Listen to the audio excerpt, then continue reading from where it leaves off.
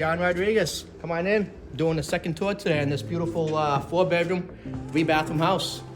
Let me tell you a little bit what I'm doing right now. I'm doing renovations. I just did the plumbing. I did electrical. They both passed inspections.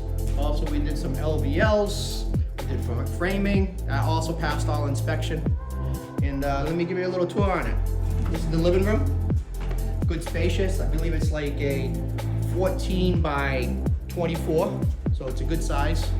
This dining room right here is like a 12 by 12. The kitchen's like a 12 by 14. And then we get this nice foyer. Got a bathroom here on the first floor. And then we get the 2 bedrooms here, which the 2 bedrooms are 12 by 12s with big closets. We got some recessed lights all the way around the house. We're gonna put some fans. We're actually putting some HVAC in the house also starting next week. That should take about a week to do. Here's the other bedroom. It's good sized bedrooms down here. It's gonna be a nice family sized house for 4 kids, 3 kids. Going upstairs, finishing up the new renovation of the stairs up here. The old ones were out of date, so we have to put them back in code. Come up here, we got another bathroom. This bathroom was like half the size, we just extended it. So it's gonna be a full bathroom up here. Then we got the washer and dryer room, which I'm excited about, because you always want to washer and dry on the second floor. That's what I've been told. This is the 3rd bedroom. This is the smallest room of the whole house, but this is gonna be great for maybe, you know, a young child. It's got 2 closets in this room. Then we're walking here, open concept. This is gonna be the sitting area. Gonna have nice railings over here, open concept. Maybe the husband and wife, they wanna do some work. Perfect room. Master bedroom, double doors, spacious. It's about a 14 by 14 room. So you can fit probably a king size bed in this. Then his and her closets and master bathroom. It's gonna be all tile in here. It's got dual shower heads. So his and hers take a shower at the same time. We're also gonna have his and her vanities, and we're gonna have a nice toilet. So this house was about 2,100 square feet. I made it bigger. It's about 2,400 square feet by adding more space into this bungalow house. And in Providence, it's $400 a square foot. Be ready to hit the market when? I'm hoping the end of August. And what are you hoping to list it at? 1.2 million. 1.2 million, wow. 1.2 million. I bought this house for $376. I'm probably gonna put about 200,000 into it. Right now I'm at 125,000. Yeah, you figure about the whole thing about 600,000. 600,000, so you're basically doubling. I'm doubling. So 1.2 million, I figured it out, minus 5%, it's about 1.14 million. You're looking at least $500,000 flip. What direction do you think the market is going into right now, especially in this area? So it depends. In this area, I don't think it really matters about the interest rates in the market, because this area is just prime location. Definitely. Yeah, you're very close to the Providence Place Mall. Yeah. That's ideal. This is a nice Jewish community. They all stick together, and Brown University is next door. So it's just, it's a great area. What's your strategy to avoid capital gains once you sell it? So I'm gonna take this money, I'm gonna buy a big multi-unit. Big multi? Big multi. How many are you thinking? Well, 500,000 will give me about $2.5 million multifamily.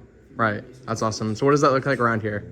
Well, I probably buy that where I kind of live in, since the price is a little cheaper, but I get more multi-units, and I like cash flow. Too many people, I think they keep shut and don't want to talk about what they're looking at because they thinking someone else is going to steal that property, which is stupid. So they were asking 350. My broker Al, he was like, John, let's do an escalation clause to 380. This is what I said.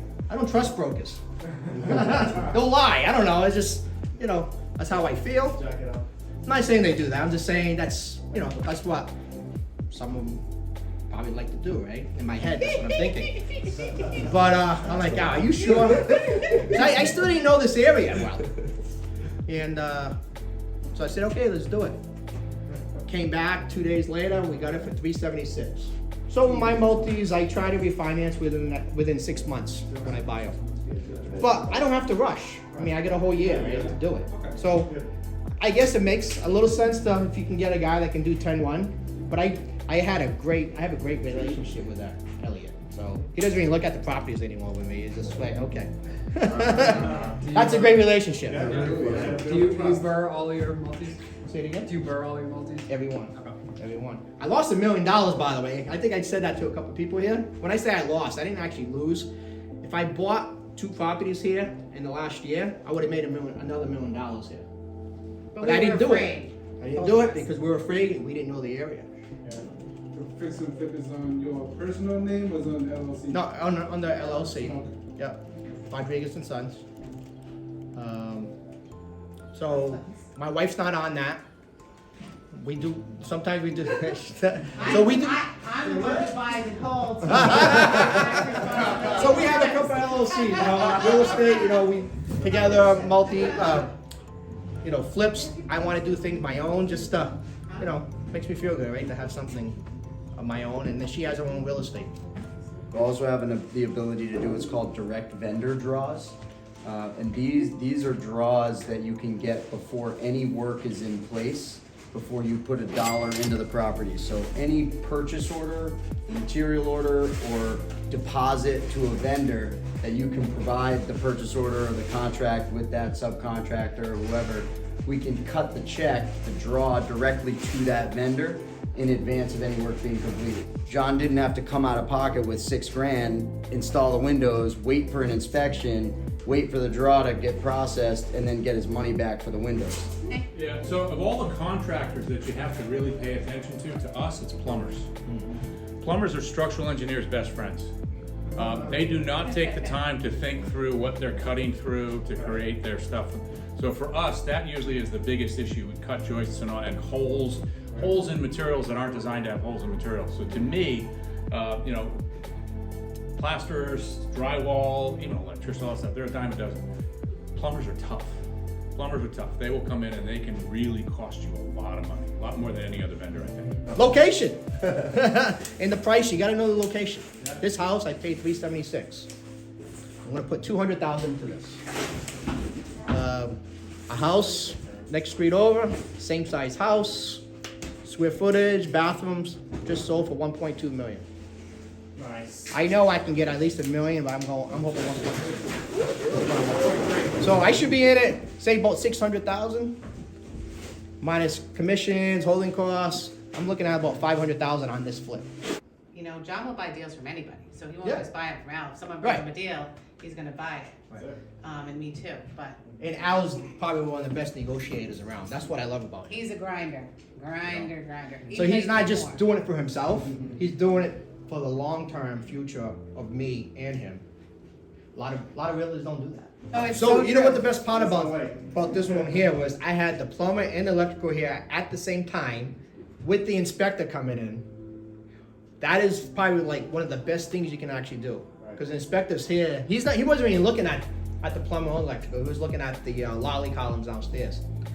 But he was looking in here, looking at the plumbers. They want to see people working in here. If you don't have people working in here, this is my opinion, they think that you could be hiding things. I mean, let them see what they're doing. Because they'll leave you alone. Especially if you wanna make this a career and you don't wanna get sued down the line. And I like to bother them. Because if you bother them, they don't even want to hear from you anymore, the building inspector.